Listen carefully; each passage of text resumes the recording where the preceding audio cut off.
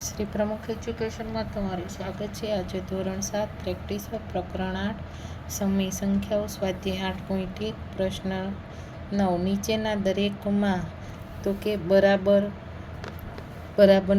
સંકેતમાં એટલે કે નાની સંખ્યા અને મોટી સંખ્યા લખવાનું, લઘુત્તમ ગુરુત્તમ બરાબર છે એવી રીતના આપણે દર્શાવવાની છે।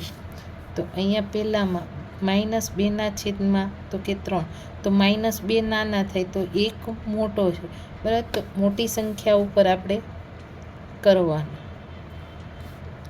જ્યારે અહીંયા પણ આપણે -1 તો કે નાનો, એટલે આપણે આવી રીતના।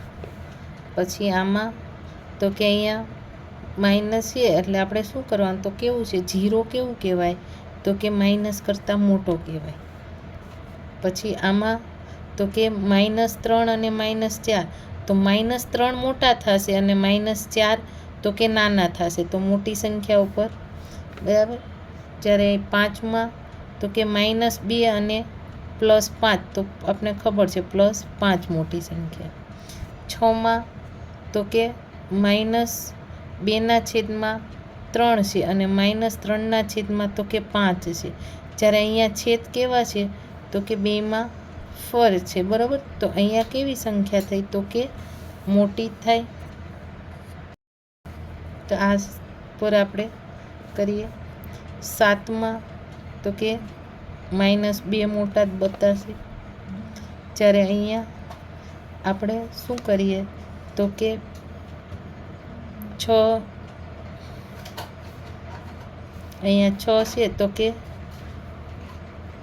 આપણે 2 તેરી 6 બરાબર। અને 8 અહીંયા 16 છે તો કે 8 અહીંયા 8 છે અને 16, તો કે આપણે 4 ના નથી કરતા બરાબર। તો કે 8 દુ 16, તો અહીંયા 2 આપણે ઉડાડી દઈએ છીએ, તો 3/8 આવ્યા। તો અહીંયા પણ 3/8, તો કેવી સંખ્યા થઈ, તો કે સમાન સંખ્યા છે।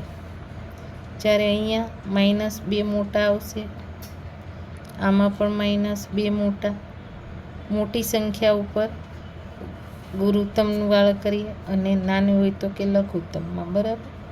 પછી અહીંયા આ સાઈડ આવશે 4 નાની સંખ્યા થઈ ગઈ અને અહીંયા તો કે 0 બરાબર છે।